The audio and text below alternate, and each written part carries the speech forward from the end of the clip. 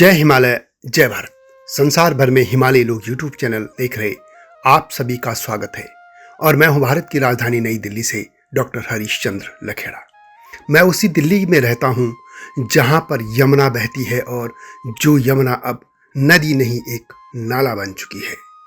यदि नदियां बोल पाती तो संभवतः यमुना भी अपने दुख दर्द को हमसे बयां कर पाती, लेकिन दुख ये की बात यह है कि नदियां गाती तो हैं लेकिन बोल नहीं पाती, और गाती भी हैं तो पहाड़ों में गाती हैं, मैदानों में नहीं।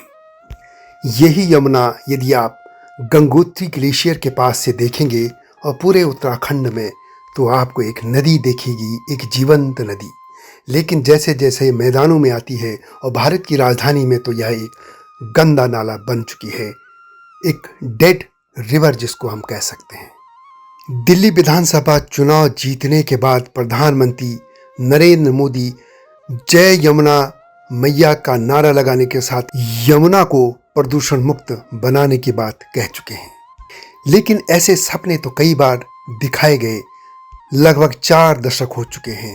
राष्ट्रमंडल खेलों से पहले भी कहा गया था कि यमुना कल कल कहते हुए दिल्ली में बहेगी। कई नेताओं ने भी ऐसे सपने दिखाए, लेकिन अब हम उम्मीद करते हैं, आशा करते हैं, अपेक्षा करते हैं कि भारत के प्रधानमंत्री नरेंद्र मोदी यह सपना पूरा करेंगे, क्योंकि मैं खुद बनारस में गंगा को देख चुका हूं और उम्मीद करता हूं कि यह सपना पूरा होगा। यह वह सपना जो कि पहाड़ की एक महिला ने 80 के दशक में पहाड़ से आकर जब वो इंडिया गेट के पास बैठी थी तो रो रही थी। उसके आंसू भी यमुना को देखकर टपकने लग गए थे। क्या गाथा है उस महिला की, और दिल्ली में कैसे मर गई यमुना, और करोड़ों रुपया खर्च करने के बाद भी यमुना क्यों है कि उसके पास आज आप 2 मिनट नहीं बैठ सकते। वहाँ पे एक बदबू इतनी आती है कि वह गंदा नाला उसे कह सकते हैं। क्या है गाथा, इसी पर मैं आज बात करूँगा। लेकिन जब तक मैं आगे बढ़ूँ, आपसे अनुरोध है कि हिमालय लोग यूट्यूब चैनल को सब्सक्राइब अवश्य कर दीजिएगा और मेरे सत्यमेव जयते यानी STV को देखिएगा। ये आप सभी से विनम्र अनुरोध है। तो बात करते हैं यमुना की। भगवान श्री कृष्ण ने इसी यमुना में अपना बचपन बिताया। यमुना की पवित्रता गंगा से कम नहीं है, और वैसे भी जहाँ पर आज कुंभ हो रहा है वहाँ पर गंगा, यमुना और सरस्वती ही तो मिलती हैं। भैया दूज की जो कथा है वह भी तो यमुना से ही तो जुड़ी है। यमुना नदी उत्तराखंड के उत्तरकाशी जिले में बंदरपूछ पर्वत के पास यमुनोत्री ग्लेशियर से निकलती है और वहीं पर यमुनोत्री धाम भी है। पौराणिक कथाओं में यमुना नदी को सूर्य और शरण्य की पुत्री माना गया है। धर्मराज, यमराज और यमुना भाई बहन हैं और भाई दूज का त्योहार इन्हीं दोनों से जुड़ा है। कथा है कि यमुना अपने भाई यमराज से बहुत प्यार करती थी। यमुना अपने भाई यमराज को अपने घर बुलाती थी, लेकिन कामकाज में व्यस्त होने के कारण यमराज कभी नहीं आ पाते थे। एक बार कार्तिक महीने के शुक्ल पक्ष की द्वितीया को यमराज अचानक से अपनी बहन के घर चले गए। यमुना ने अपने भाई का तिलक किया और उन्हें प्यार से भोजन कराया। इसके बाद यमराज ने अपनी बहन से वरदान मांगने को कहा। यमुना ने उनसे कहा कि जो भाई आज के दिन अपनी बहन के घर जाकर उनसे तिलक करवाएंगे और प्रेम से भोजन कराएंगे, उसे कभी भी यमराज की यातनाएं नहीं झेलनी पड़ेंगी। और यमराज ने यह वरदान उन्हें दे दिया था। और कहा जाता है कि तभी से भाई दूज का त्योहार मनाने की परंपरा शुरू हुई थी। भाई दूज के दिन भाई बहन यमुना में स्नान करते हैं और एक दूसरे के घर जाकर तिलक करवाते हैं और भोजन करते हैं। यानी गंगा की तरह ही यमुना का भी उतना ही महत्व है। वैसे भी सनातन धर्म में एक श्लोक आपको याद होगा, गंगे च यमुने च गोदावरी सरस्वती नर्मदा सिंधु कावेरी जलेऽस्मिन् सन्निधिं कुरु। परंतु विडंबना देखे इस भारत के लोगों की, खास तौर पर जो नदियों को देवी माँ भी कहते हैं, माता भी कहते हैं, लेकिन उनका यह एक ढोंगी कहा जा सकता है। यदि नदियों को देखना है आपने, तो जिस तरह के हिमालय में लोगों ने नदियों को बचाया है, या दूर दराज के उन इलाकों में जहाँ नदियाँ निकलती हैं, लेकिन निकलने के बाद आखिर ऐसा क्या है कि नदियों को नालों में बदल दिया गया था। यह आश्चर्य की बात है कि इस देश के करोड़ों की संपत्तियों वाले साधु संत भी गंगा यमुना की इस दुर्दशा को लेकर खामोश रहते हैं। कम से कम लंदन की टेम्स नदी का इतिहास तो जान लेते, पढ़ लेते और उनसे सबक लेते। यह इतिहास है 1858 में टेम्स नदी में इतनी भयानक बदबू आने लगी थी कि वहां संसद को निलंबित करना पड़ा था। इस नदी की कथा पूरे मानव सभ्यता के लिए प्रेरणा स्रोत हो सकती है, जो भारतवासियों को भी प्रेरित करती है। वह टेम्स नदी जिसका पानी इतना गंदा था कि जिसे नेशनल हिस्ट्री म्यूजियम ने डेड रिवर तक कह दिया था। आज वही टेम्स नदी दुनिया की सबसे साफ नदी है और इसे साफ नदी के तौर पर पहचान भी मिल चुकी है, क्योंकि इसको काम करने वाले अंग्रेज थे। भारत के जैसे ऐसे नेता नहीं जो वोट की राजनीति के लिए कुछ भी बयानबाजी कर लेते हैं, वादे कर लेते हैं और फिर अपने दबड़ों में छिप जाते हैं, अपने बिलों में दुबक जाते हैं। डेड रिवर का मतलब होता है कि वहाँ का पानी इतना गंदा हो जाता है कि जीव जंतु उसमें जिंदा नहीं रह सकते हैं। और यही हालत दिल्ली में यमुना की है। यमुनोत्री ग्लेशियर से प्रयागराज तक यमुना 1376 किलोमीटर का सफर तय करती है। इसी के बीच में एक पड़ाव आता है दिल्ली। यमुना दिल्ली में पल्ला गांव से प्रवेश करती है और जैतपुर यानी बदरपुर इलाके में कुल 52 किलोमीटर की दूरी तय करती है, जो कि उसकी कुल यात्रा का मात्र 0.4% बैठता है। पल्ला से वजीराबाद तक 26 किलोमीटर के दायरे में कोई नाला नहीं आता है, यानी वहाँ यमुना साफ है। यह साफ भी इतना ही कह सकते हैं कि हरियाणा के जो यमुनानगर के जो प्रदूषित नालों का या कारखानों का पानी उसमें गिरता है, उसका प्रदूषण तो उसमें रहता ही है। और कई बार वजीराबाद ट्रीटमेंट प्लांट को बंद करना पड़ता है, क्योंकि हरियाणा से जो पानी आता है उसमें इतना अमोनिया हो जाता है कि ट्रीटमेंट प्लांट ही काम करना बंद कर देते हैं। लेकिन वहाँ पानी दिखता है, एक नदी दिखती है। वजीराबाद में एक छोटा सा बांध है जिससे कि पानी शोधन करके लोगों को दिया जाता है, यानी उस पानी को पीने के लिए इस्तेमाल किया जाता है। उस बांध के ही नीचे ही, या जिसको हम बैराज कहते हैं, निकलते ही एक तो पानी कम हो जाता है यमुना में, और दूसरा नजफगढ़ ड्रेन उसमें आ जाता है। और फिर उसके बाद यमुना एक नाला बन जाती है, क्योंकि नजफगढ़ से लेकर ओखला तक यमुना में बड़े 26 नाले गिरते हैं, और वैसे यदि कह दे तो लगभग 70 नाले इसमें गिरते हैं। दिल्ली के पुराने लोग बताते हैं कि दिल्ली में 80 के शुरुआती दौर तक पानी यमुना में साफ हुआ करता था, स्वच्छ हुआ करता था।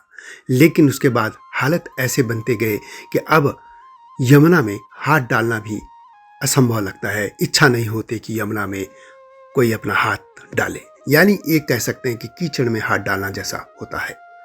यमुना की इस दुर्दशा और उसके सफाई अभियान को लेकर, यानी प्रदूषण मुक्त बनाने को लेकर जो भी पैसा खर्च हुआ, जो भी काम हुए, उसके बारे में मैं आगे बताऊंगा। लेकिन उससे पहले 80 के दशक के अंतिम दिनों की मैं बात कर लेता हूँ। उत्तराखंड से कुछ लोग एक धरना प्रदर्शन के लिए दिल्ली आए थे, और तब धरना प्रदर्शन इंडिया गेट इलाके में हुआ करता था। जब वहाँ पे धरना दे रहे थे लोग, तो एक महिला रो रही थी और उस पर एक जर्नलिस्ट की नज़र पड़ी। उन्होंने जब उससे कारण पूछा कि आप रो क्यों रही हो, तो उनका जवाब सुनकर वह भी आश्चर्यचकित हो गया था कि जिस प्रमुख मुद्दे पर दिल्ली वासी आंखें मूंदे बैठे हैं, उस पर एक पहाड़ से आई महिला की दृष्टि पड़ गई थी। वास्तव में हुआ ये था कि जब वो महिला जमुना पार से दिल्ली की तरफ आई थी, तो उसने यमुना को देखा था, और यमुना इतनी मैली, गंदी और बदबूदार नाले में बदल चुकी थी कि वह रोने लग गई थी। जब उस पत्रकार ने उस महिला से पूछा कि रोती क्यों हो, तो उनका उत्तर ये था कि मैं यमुना को देखकर रोई हूँ।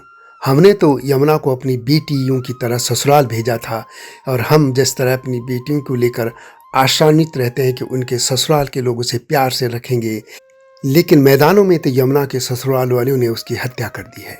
और वह रोने लग गई थी, सुबकने लग गई थी।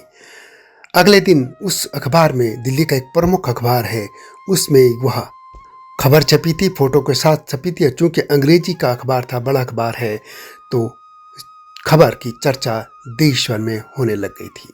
लेकिन जैसे कि भारत के लोगों का एक स्वभाव है, वे एक बात कुछ ही पलों में भूल जाते हैं, वह बात भी आई गई हो गई थी।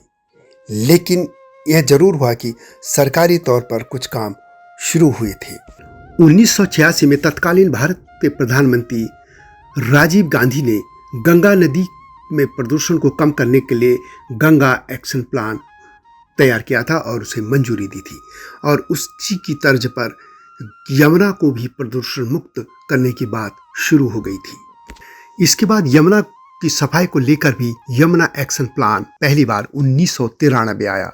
इसके बाद 2003 में दूसरा एक्शन प्लान आया और तीसरा फेज 2012 में आया। इस सभी का उद्देश्य यमुना को प्रदूषण मुक्त बनाना था। भारत और जापान सरकार के बीच द्विपक्षीय प्रोजेक्ट पर 1993 में मुहर लग गई थी। जापान सरकार ने Japan bank for international cooperation के माध्यम से इस प्रोजेक्ट को पूरा करने के लिए वित्तीय सहायता दी थी, जिसे राष्ट्रीय नदी संरक्षण निदेशालय, पर्यावरण और वन मंत्रालय और भारत सरकार ने इस पर अमल करना शुरू किया था। मोटे तौर पर कहें तो काम यही था कि यमुना में जो नाले गिरते हैं उन पर ट्रीटमेंट प्लांट लगाए जाने थे और गंदे पानी को साफ करके यमुना में डाला जाना था। लेकिन हुआ क्या, यह भी मैं आपको बता दूं। फरवरी 2014 के अंतिम सप्ताह में शरद यादव की नेतृत्व वाली संसदीय समिति ने अपनी रिपोर्ट में कहा था कि यमुना सफाई के नाम पर व्यय 6,500 करोड़ रुपए बेकार हो गए हैं, क्योंकि नदी पहले से भी ज़्यादा गंदी हो चुकी है। समिति ने यह भी कहा था कि दिल्ली के 3 नालों पर इंटरसेप्टर सीवर लगाने का काम अधूरा है। गंदा पानी नदी में सीधे गिरकर उसे जहर बना रहा है। इस तरह की रिपोर्ट न तो सरकार की आंखें खोल पाई, न अफसरशाही की और न दिल्ली की जनता की। और एक बात और बता दूं, दिल्ली में जब राष्ट्रमंडल खेल होने वाले थे तो उसी दौरान दिल्ली वालों को एक सपना दिखाया गया था कि अक्टूबर 2010 तक लंदन की टेम्स की नदी की तरह दिल्ली में वजीराबाद से लेकर ओखला तक यमुना बना दी जाएगी। यानी तब भी एक सपना बेचा गया था। यह भी बता दूं कि इस मामले में सुप्रीम कोर्ट तक मामला जाता रहा है, सुप्रीम कोर्ट भी दखल देता रहा है। 10 अप्रैल 2001 को सुप्रीम कोर्ट ने आदेश दिया था कि 31 मार्च 2003 तक दिल्ली में यमुना की न्यूनतम जल गुणवत्ता प्राप्त कर ली जानी चाहिए, ताकि यमुना को मैली न कहा जा सके। लेकिन आपको भी याद होगा कि पिछले साल जब छठ महोत्सव मनाया जाने वाला था तो सुप्रीम कोर्ट ने नदी में नहाने पर बैन कर दिया था, क्योंकि सुप्रीम कोर्ट का मानना था कि नदी में नहाने से लोगों पर खाज खुजली जैसी बीमारियां हो सकती हैं। आज यदि आप यमुना देखेंगे, और जो आप लगातार चित्र में भी देख रहे हैं, यह नदी एक नाला है जिसमें कि ऑक्सीजन का नामो निशान तक नहीं है। अब बात करते हैं कि इसमें लगभग कितना पैसा खर्च हुआ होगा। दिल्ली विधानसभा में एक सवाल उठा था।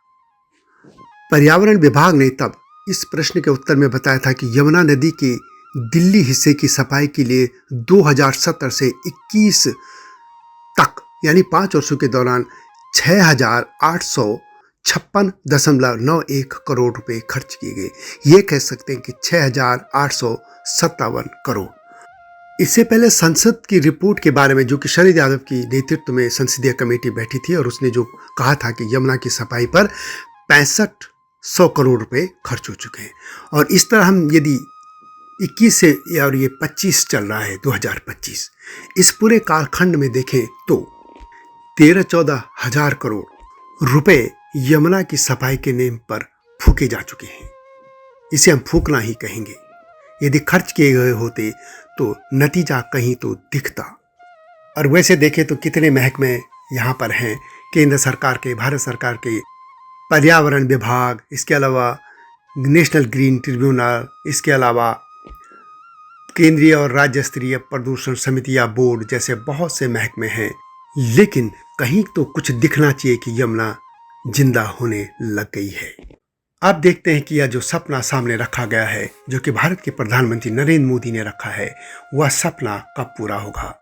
और उस पहाड़ी महिला के वे आंसू जो कि यमुना की दुर्दशा पर निकले थे, उनका मूल्य कौन चुकाएगा। और एक बात और कि पहाड़ों में या देश भर में नदियों पर बनने वाले बांधों का विरोध करने वाले एनजीओ झोला छाप लोग मर चुकी यमुना को लेकर चुप क्यों हैं? दिल्ली में एक नाले में बदल चुकी यमुना को लेकर चुप हैं और दिल्ली का समाज तो गजब है जो कि मरती नदी को देख रहा है लेकिन खामोश है। लेकिन उम्मीद करते हैं कि भारत के प्रधानमंत्री नरेंद्र मोदी ने जो सपना एक दिखाया है वह पूरा भी करेंगे और वह पूरा भी होगा। इस तरह की वीडियो के साथ, इस तरह के मुद्दों के साथ आपके सामने आता रहूँगा। लेकिन आपसे विनम्र अनुरोध है कि यदि आपको मेरी वीडियो पसंद आती है तो उनको शेयर भी कीजिए, लाइक भी कीजिए और जल्दी आऊँगा नई गाथा के साथ। तब तक जय हिमालय, जय भारत और जय यमुना मैया। हिमालय पे पेड़ हो तो गीत गाएंगी नदियाँ, गीत गाएंगी नदियाँ। पेड़ों पे चिड़िया है तो गीत गाएंगी नदियाँ, पेड़ों पे चिड़िया है तो गीत गाएंगी नदियाँ। माँ की लोरी जैसे होते हैं नदियों के गीत।